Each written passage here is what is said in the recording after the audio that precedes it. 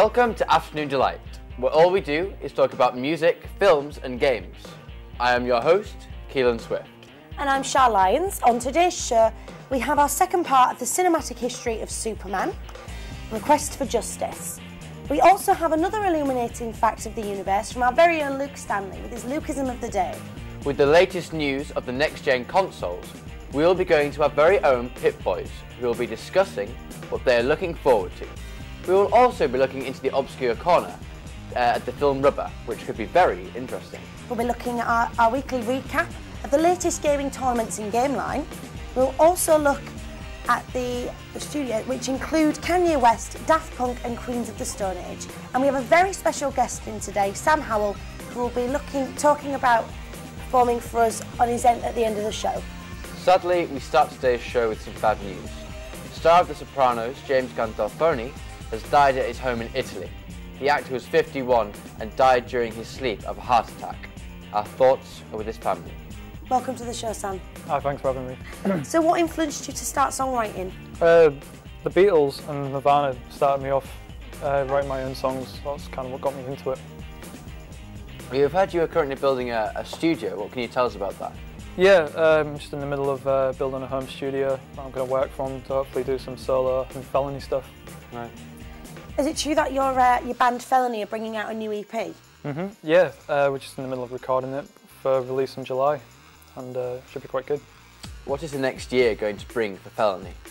Hopefully a lot of out-of-town shows, maybe some smaller festivals, more releases, whatever we can think of really. I'm just always trying to come up with something different. Yeah, you're having sort of many events in sort of to make it a little bit more sort of public. And yeah, we're putting on our own EP night in the middle of July to go with the EP. Yeah. So do you do a lot of gigs to try and advertise the EP? Yeah, we try and get it out there as much as possible, if it's gigs or Facebook or social networking. It's always trying to get it out there. Brilliant. Well, now to entice you gamers out there, we have the Pip Boys discussing the new consoles coming out and whether they're worth the time or the money. Or just more ranting. Hi, we're the Pit Boys and we're here to discuss the current next-gen consoles. So, Xbox One or PS4? PS4? PS4. The Xbox One does have a lot of problems going into the next gen. It seems to be an alright console in itself. It's quite powerful. The games that it's running look pretty good. It's just Microsoft has decided we're going to have all these stupid little policies with it. For example, used games. You have to pay a charge if you want to play a used game. You have to, you can't just buy a disc and take it home and it'll work. You have to take it into a store now, a special store, and then they will basically put a code back into the game that then will let you play it again. You have to pay for it. Share the you can't share any of your games with other people, say in your house, your friends, no one. We can't lend each other games. Yeah. Well, I have to go and take it to a store, pay 10 quid if I want to borrow one of his games now.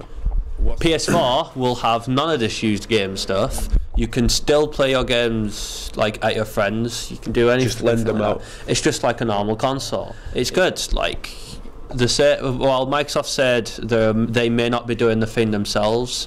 They still can't stop other publishers from doing it. For example, EA. Yeah, EA, Activision, they will take advantage of this just to make as much money as they possibly can. What's wrong with it? Another big problem with the Xbox One is if you want to play games, you have to check in online every 24 hours. You have to connect your console to the internet every 24 hours or your games won't work. Here's what Microsoft has said is the solution for that. If your game does not run online, if you don't have a good enough play an Xbox 360. Someone said, what do you do if your internet just won't handle it every 24 hours? And the Microsoft executive says, oh, well, we have a product for that. It's called an Xbox 360. So if your internet's not brilliant at some point during the day, if there is a chance you can't go 24 hours without connected to the internet, you're not getting the next gen unless you get a PS4. Or Wii U. Or a Wii U, which people ignore. And the Wii U is amazing.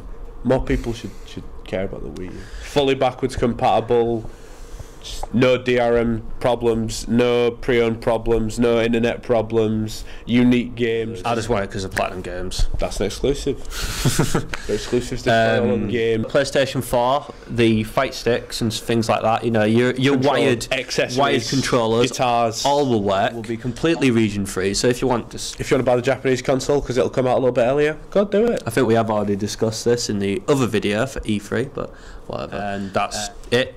Really, in terms of exclusives, Xbox does have quite a good lineup. Some of their exclusives are alright, but you can tell a lot of them are going to be ruined by Microsoft policies, and then the ones that won't be, you look at them and you know that at some point they will come out on the PS4.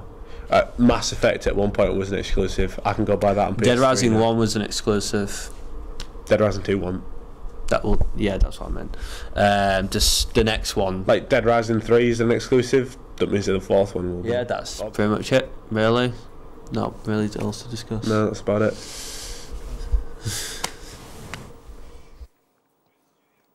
Yeah, I do sense there's a clear favourite there. I still prefer my Xbox 360, but I am looking forward to the PS4 most of all. Yeah, I prefer having sort of a Wii U. It's more interactive. Yeah, so. The Wii U, the games console for people who have no friends. On tomorrow's show, the Pit Boys will return to give us the coverage of E3 and all the amazing releases. Now to the obscure corner to check out today's hidden gem, Rubber, the film.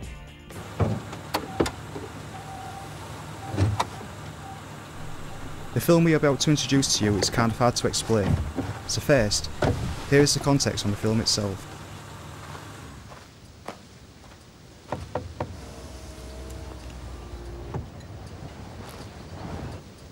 In the Steven Spielberg movie E.T., why is the alien brown? No reason. In Love Story, why did the two characters fall madly in love with each other? No reason. Ladies, gentlemen, the film you are about to see today is an homage to the no reason.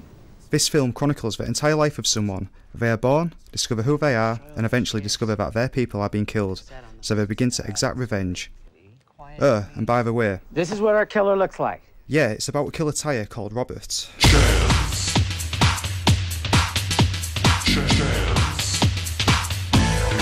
Rubber is a strange film. It's beautiful, compelling, thought-provoking, entertaining, and pushes many boundaries. Boundaries on what films can be. Boundaries of the realm of film itself. This film does away with anything it does not need, the fourth wall included. However, I know you're asking yourself, how does a tyre kill people? Well, sadly, as this is a 5 o'clock entertainment show, I can't show you that. But, I can allow you to listen to it. The film stands to prove that films can still be original, albeit a tad odd. Look at you, you have a stuffed toy alligator under your arm. You owe it to yourself to see this. It is an experience you won't forget anytime soon.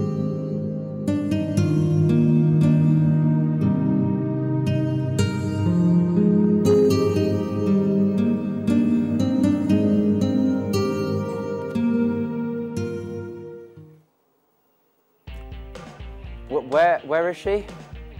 Right, that was a very obscure corner. Right, where have you been? My mascara's running, I need to get it sorted out. Again, that's 2 days running. You can't keep leaving me on my own. I'm sorry, I'll try and let it not happen again. See, does this look like this? What is it with women in their makeup? I've hardly got any on, and I look great. Anyway, coming up, and next we have the second part of this week's feature on Superman, The Quest for Justice.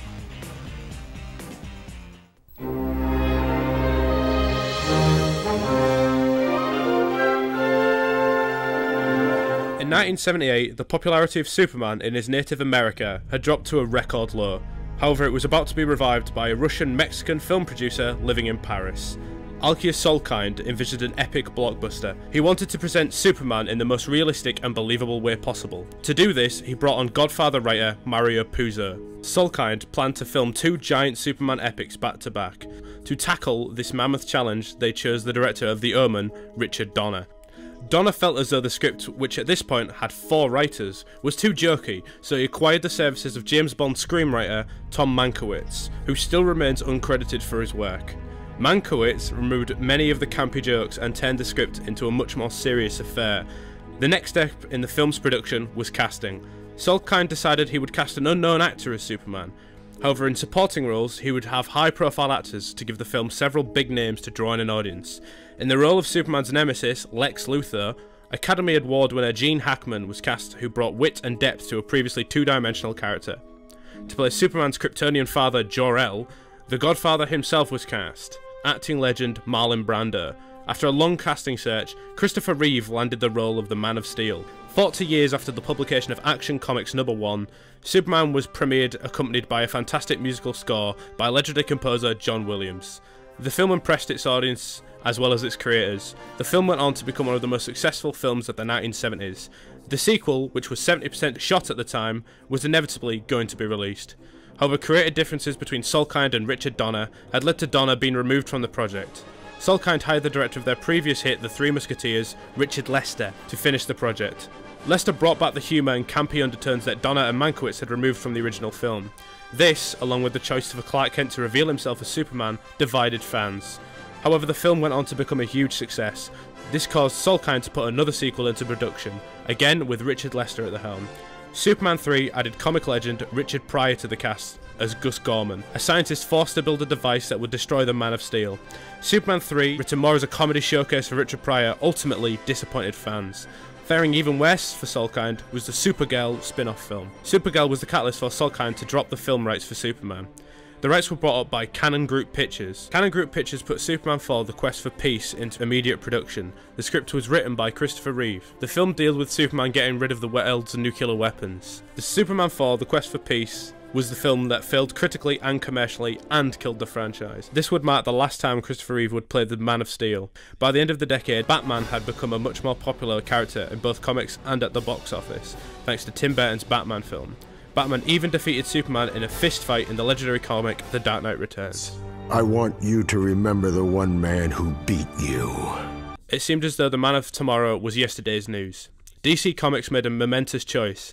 In Superman issue number 75, the unthinkable happened. The monster named Doomsday beat the Man of Steel to death.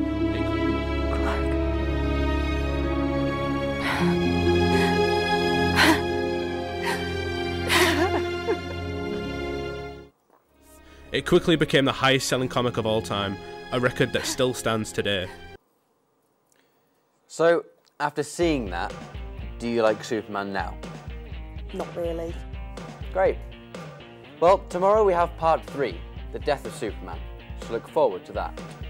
Later in the show, we have a live performance from our guest Sam Howell. We will be looking at some album reviews. And in this week's Game Line, Now we go to our guru, with his daily ultimate knowledge, Luke Stanley, with his Lucasism of the day.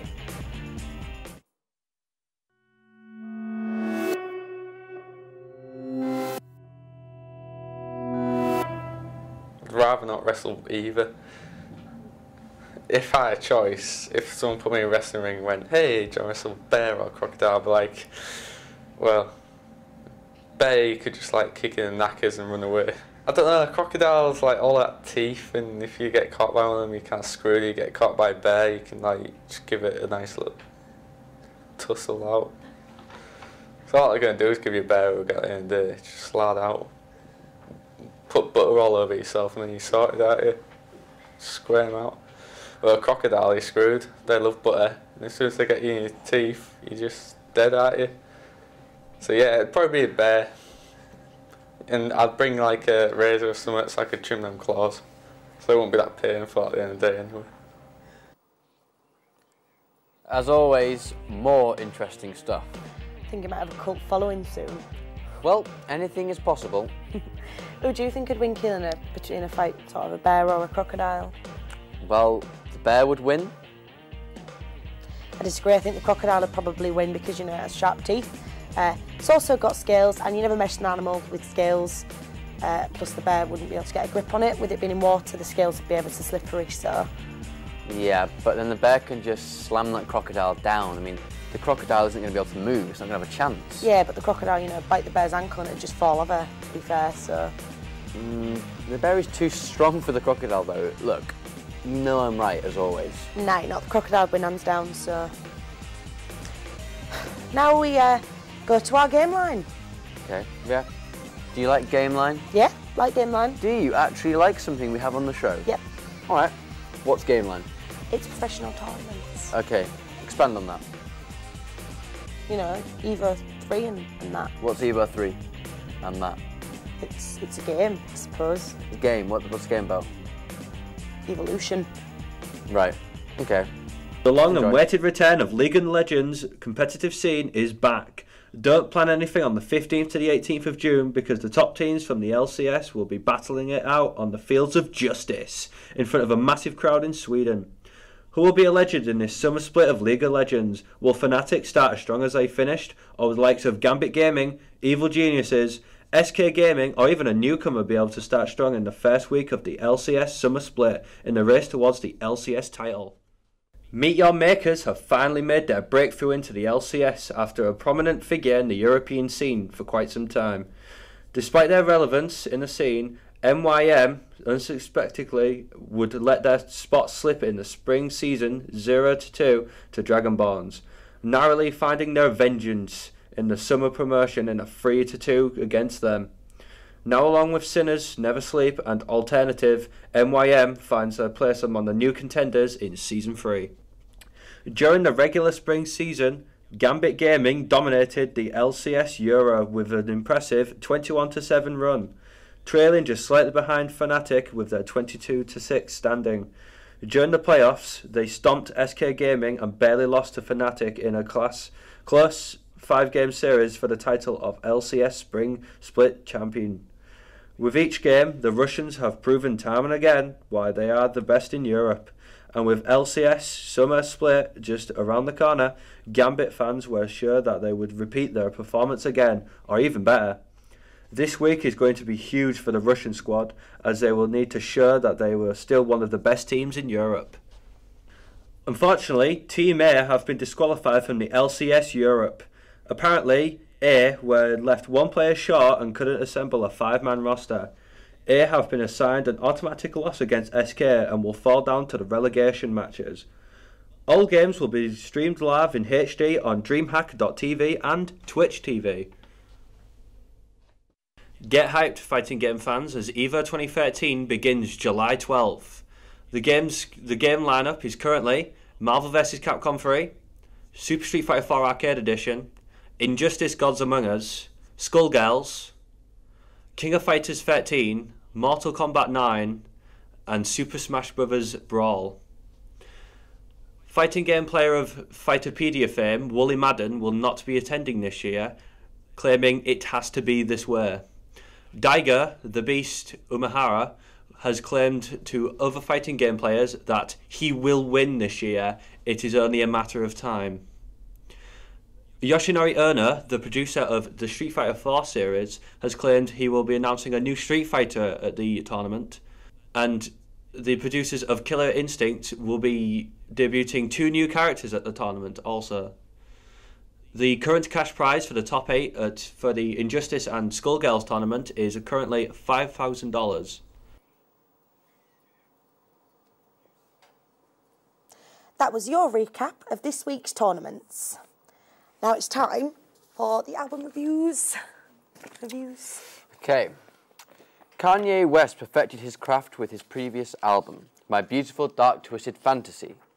He is smart enough to not try and follow it with the same style.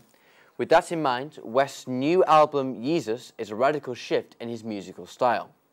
Gone are the slick production quirks of his previous offering.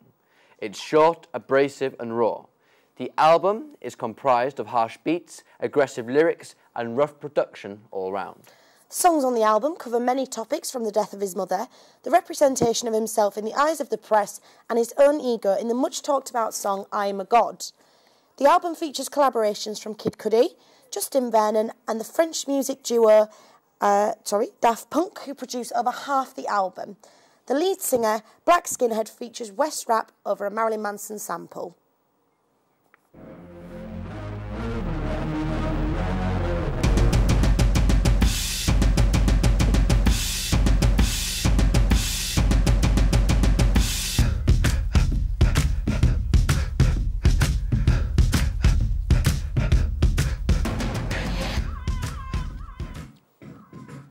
Much like Radiohead with Kid A, or Nirvana's In Utero, West has followed up his most popular and critically acclaimed album with something completely different. Dark fantasy was possibly going to be something of a dead end to his career, but with West being the musical mad scientist that he is, he pulled a 180 and released something that goes against everything he stands for. I feel confident in saying that this album will be the talk of all music fans this summer. The only concrete thing that comes from Yeezus is that Kanye West is completely insane. Is there a more debonair man than Josh Homme? The Queens of the Stone Age frontman brings us a new helping of high priest grimy rock. Their new album, like clockwork, sounds like the demo track were found in the desert, and I assure you this is a compliment. Their new album is the best thing to be released for the air guitaring audience in a long time, excelling in exquisitely wrought guitar scraping and deep driving bass lines. The band still managed to have that grizzled sense of us against the world. Homme's lyrics are as good as they ever was here, quoting such lines as drinking a potion to erase you and crashing ships in the night. However, the lead single, My God Is Son, sounds like a mix of everything good about their early works and everything good about their more recent release, blended together in one wonderfully empowering mix. Sounds quite good, to be fair.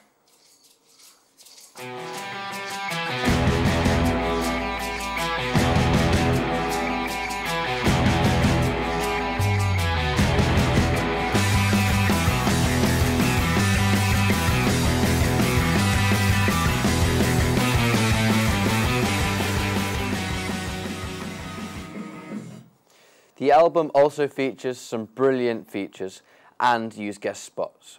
Trent Reznor, Scissor Sisters frontman Jake Shears, Arctic Monkeys Alex Turner, and the legendary Elton John, who fabulously credited as an actual queen.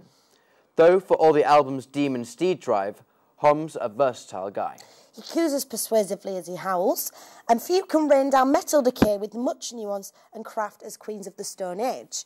If you've been feeling recently the need to rock out, the Queen of the Stone Ages, like clockwork, is definitely worth checking out. In the early 90s, a fun little electronic robotic duo turned up called Daft Punk. They were funny. Funny name, funny music, funny mask, and a very fun, very successful hit in the form of Da Funk. They've come a long way since the first album, Homework, but many years and a slither of releases later, and the fun remains strong with their new album, Random Access Memories, which is here to, and I quote, continue the music legacy of the 1970s bands. A quote there that perfectly sums up the album. This is exactly what you get when you mix Daft Punk and funk together. Daft Funk, or Da Funk maybe.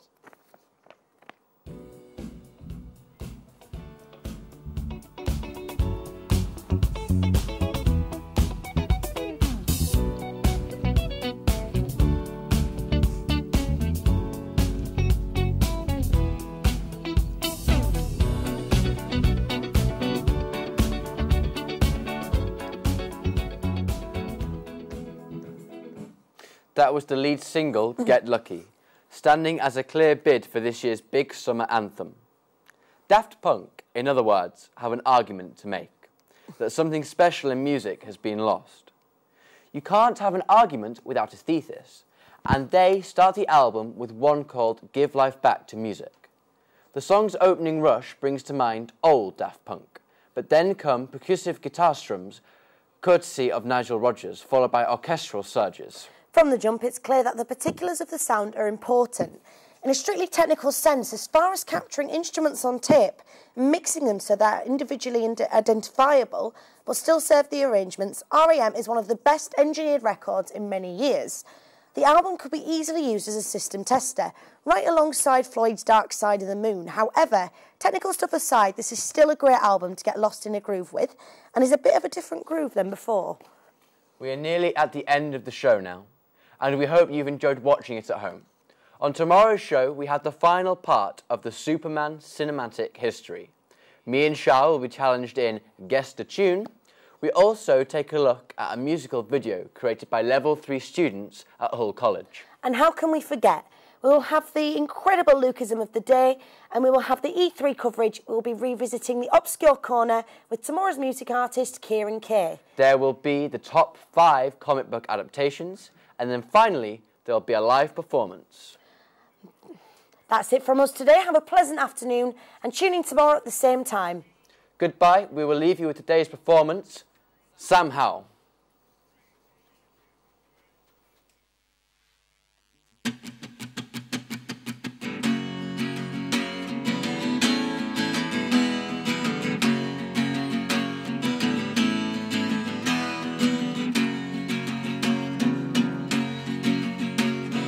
Wish I could see out the day for you.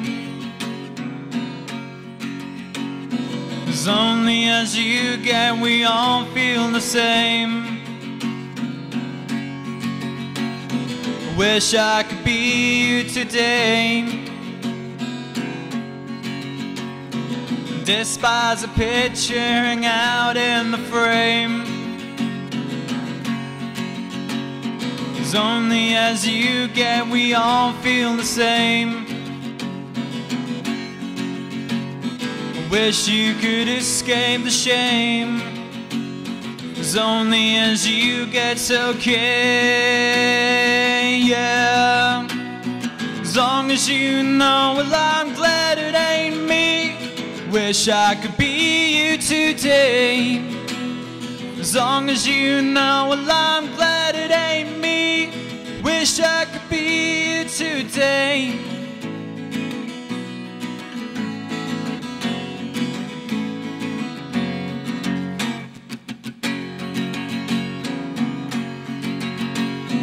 Wish you could see they've got no respect for you. So irresponsible, take all the blame. And I'll tell you again, as only as you get's okay. Wish I could be you today, yeah. As long as you know, well, I'm glad it ain't me. Wish I could be you today. Lonely as you get, we all feel the same. Wish I could be you today.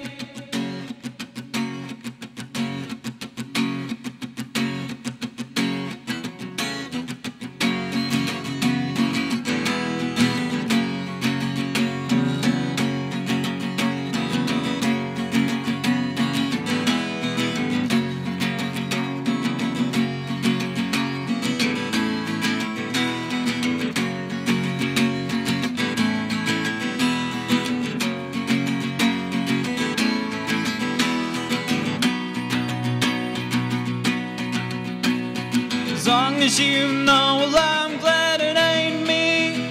Wish I could be you today. As long as you know, well, I'm glad it ain't me. Wish I could